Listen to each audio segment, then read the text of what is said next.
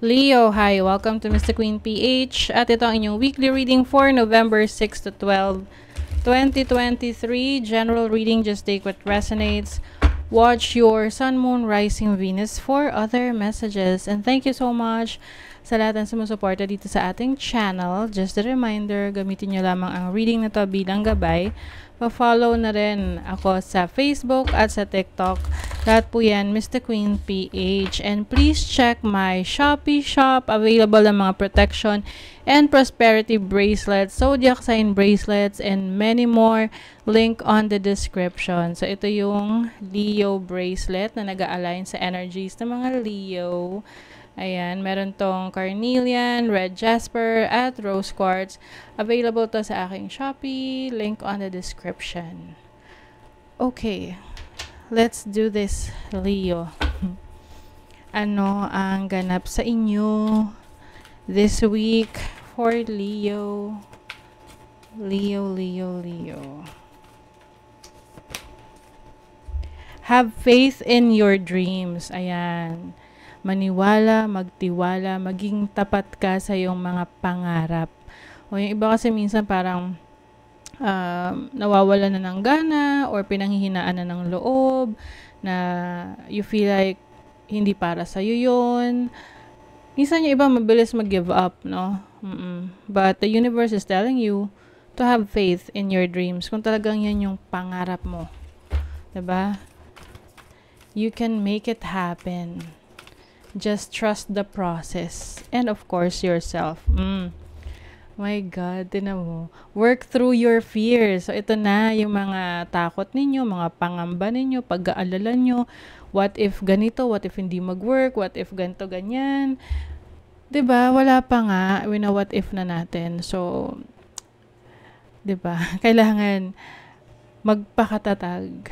Okay, work through your fears. Whatever fears you have. Kasi kung uunahan ka kaagad ng takot, paano mo pa mas ma-discover yung sarili mo, yung iba mo pang mga kakayanan. Oh my God, Leo. Confidence daw is your key to success. Oh, 'di ba? This is your energy. Remember that you are a Leo. You are confident. You are ruled by the sun. And the sun is about energy. This is about being the center. 'Di ba? So, kaya nyo yan, Leo. Don't be afraid to follow your dreams. Let's see what else for Leo this week. Uy, may nakasama. For Leo, what's coming for Leo? O, diba may wish fulfillment? 9 of Cups. Meron kayong wish na matutupad or meron kayong goal na ma-achieve this week. With the Devil card, alam niyo itong Devil card, it's like an energy of tempting you in a good way, na parang may temptation sa'yo na, sige na, gawin mo na, lakasan mo yung loob mo. Kasi itong Devil card sa tarot, this is ruled by Capricorn. And Capricorn, alam naman natin, ay mga malalakas ang niyan. Kung pagdating sa pagtitiis, malakas, kayang-kaya nila magtiis para sa mga pangarap nila. They are go-getter. Go-getter, goal-getter. Let's see what else. Oo, ito yung yung mga pagre-release ng self-limiting beliefs mo. See? You have the Queen of Pentacles. Yung iba sa inyo, meron kayong placements ng Earth signs, Taurus, Virgo, Capricorn. Yes. Queen of Pentacles energy is telling you na marami kang resources. You have a lot of resources. You have a lot of power within you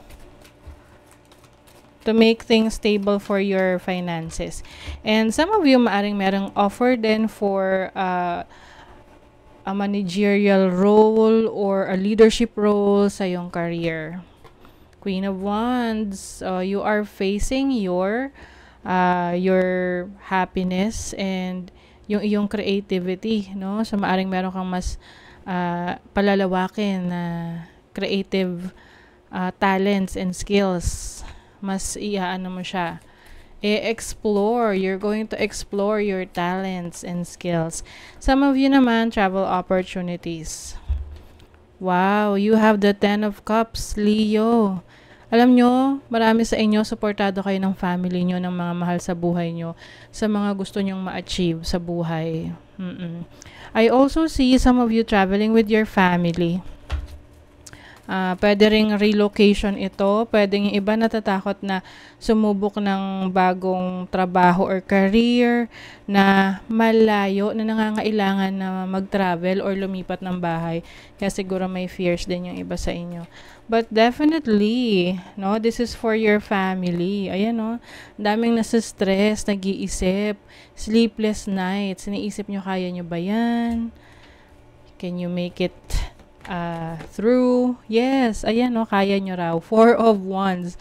4 of Wands energy is your home life, your family life, and your stability. So, I feel like kung saan ka man pupunta ngayon, yung direction na gusto mong tahakin, kaya lang natatakot ka lang dahil sa mga what-ifs na yan sa pag-aalala mo, it's all going to be worth it, no? Kasi merong new source of happiness for you, may contentment, may fulfillment dito sa bago mong pupuntahan. There's new I feel like there's a new beginning, like a new experience for you. Okay, so sa relationship, let's see, manifest, yung iba, you are manifesting the person for you. And religion, this is spiritual beliefs. So yung iba sa inyo, pagdating sa relationship, you are manifesting someone na merong kapareho nyo ng paniniwala sa buhay. Oo, see? Someone who has chemistry with you, na parang for you, it doesn't matter kung ano yung estado niya sa buhay, as long as nagkakasundo kayo. As long as pareho kayo ng mga pinaglalaban sa buhay, mga pananaw sa buhay. Wow, tinan nyo naman sa career nyo, the boss. Yan, you are the boss. Merong, like what I mentioned kanina, may leadership role for you eh. Oo. And of course, kailangan daw may backup plan ka sa mga finances mo or iba mo pang plano para, kumbaga, just in case merong hindi mag-work sa mga plano mo, meron kang plan B, 'di ba? May plan C ka para you know what to do. Okay? Diba? Ang ganda. So, that is your reading, Leo. Kung nagustuhan nyo ito, naka-resonate kayo, mag-comment kayo dyan, like, share, subscribe, para lagi kayong updated sa ating mga readings. Thank you so much, Leo. See you again.